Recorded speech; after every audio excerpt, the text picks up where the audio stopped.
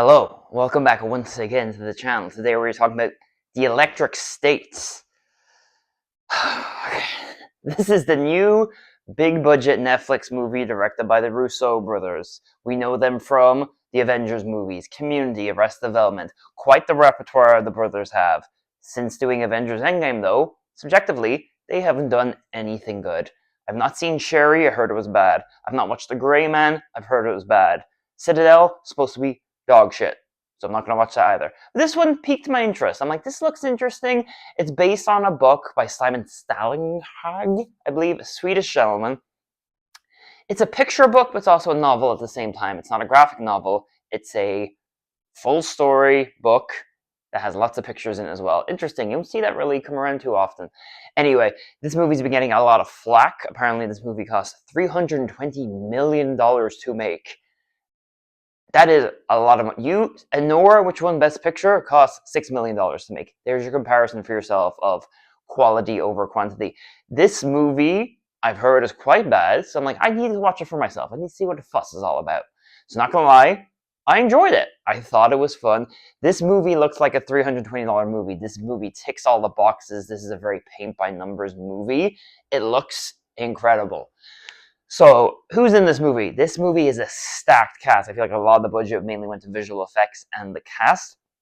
In this movie, you have Millie Bobby Brown, Chris Pratt, Jason Alexander is there, Brian Cox is there, Jenny Slate's there, Woody Harrelson, Stanley Tucci. What a guy, we love him. Giancarlo Esposito shows up as a villain. He just shows up in everything as villains now, apparently. He knows his niche. He's pretty good at it. I'm probably missing a lot of people. Anthony Mackie's also in this movie as well. A lot of people show up in this movie. It is fully stacked. What is this movie about, you ask? Basically, there is a war. Robots advance quite exponentially in the human world. They almost start to get too smart, take over. There's a war that goes on. The humans win. Robots are now sanctioned off in their own little area. Having a robot is basically illegal. They get destroyed. You go to jail, so on and so forth. This is the opening prologue of the movie, basically. We meet our main character, Millie Bobby Brown's Michelle. Her parents died in a car crash, and she believes her brother's died as well. So her brother, who is now controlled as a robot, if that makes sense, finds her. He's the mascot for her brother's favorite TV show. Who is it? Cosmo. He comes up, he finds her, he's like, hey, I'm still alive, you gotta come help find me.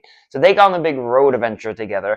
They meet Chris Pratt, who is a scavenger, basically, who sells materials from, actually, Coleman Domingo is also in this movie as well, I just remembered, who sells materials and stuff from the old robot era, and she bumps into him, and they go on a little road trip together. So the whole point of this movie, basically, is her trying to find what's going on with her brother. They need to go to a certain area where all the robots live and find this doctor who can tell her what's going on with her brother. That's basically the first half of the movie. There is a big evil corporation ran by Stanley Tucci, and they have these Neurocaster things where a human can put on this virtual reality helmet, basically, and they gain possession of a drone, and they can be in multiple places at once. That's kind of the gist of the story. I'm definitely not doing a good enough job explaining how deeper the story goes, but there's a lot to talk about this movie. It clocks in just over 2 hours long as well, which is quite long. I feel, but for a movie of this scale, could have been longer probably, but I didn't think it was too long. So the grand scale of things as well, there was a lot of product placement in this movie. I saw an ad for 7-Up and I realized I had 7-Up in my fridge, so I went and drank it. So there you go. I guess it worked on me. A lot of product placement, lots of robots as well who are mascots. I feel like a lot of them are actually real mascots. I know the main Peanut guy who's in charge of the Robot Revolution. Is that Mr. Peanuts from the Peanut Company? That's voiced by Woody Harrelson? I think so. Anyway, I got my 7-Up. I was happy with that as well. So this movie is very paint by the numbers. It is your hero's journey or what's going on. Chris Pratt is the comic relief tag along as well. His little robot Herm is really, really good, voiced by Anthony Mackie as well. I had fun with this movie. Is it a bit cringe? Is it a bit predictable?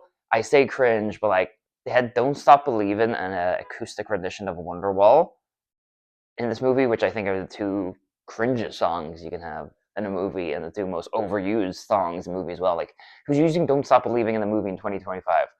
Anyway, that's enough of that. So I thought it's a pretty good movie. I found it pretty quite entertaining. I was actually surprised by how much I liked it. Besides a couple of cringy bits as well.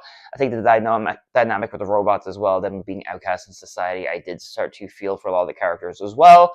And some really good action scenes as well. In Act 3, there was a giant showdown at the HQ for Stanley Tucci's big company, and there's some really, really good action scenes is there, but you can definitely tell where all that money went. The robots look incredible. The CGI is really, really good. All the battle sequences are really, really good as well. And do I feel like this is a new universe the Russo brothers could create a franchise out of? 100%. They could definitely make more movies, spin-off TV shows, stuff like that as well, if this is well received. So yeah, some of the reviews I've seen online, they're a lot worse than I expected. I had low expectations. Again, if this is in the theater, I wouldn't have gone all the way out of my way to go see it. I watched on my day off. I'm like, why not? I'll do some work in the background. I'm like, oh, it's actually pretty enjoyable. So yeah, I would give this movie the solid 7.5 out of 10, I feel. So yeah, it's fun to watch if you have it on the background. If you have kids, it'd be a really fun watch as well. Watch with your partner, watch with your family. But yeah, again, I have seen worse movies, but for that price as well, of the budget of what they had to spend on this movie, could have been a bit better. Probably. It feels very, they put a bunch of stuff into an algorithm and spat out a screenplay movie. Again, the guys who wrote this did write Avengers Endgame and Infinity War, so we know they can write some good stuff as well. So yeah, I think that's all my thoughts on this movie, and thank you for watching. If you wouldn't mind liking and subscribing, I'll leave some other reviews down below as well, if you wouldn't mind checking those out. I'm doing every episode of Daredevil Born Again, if you wouldn't mind checking those out. And I really appreciate it. Thanks for stopping by, and have a great day. Thank you. Bye.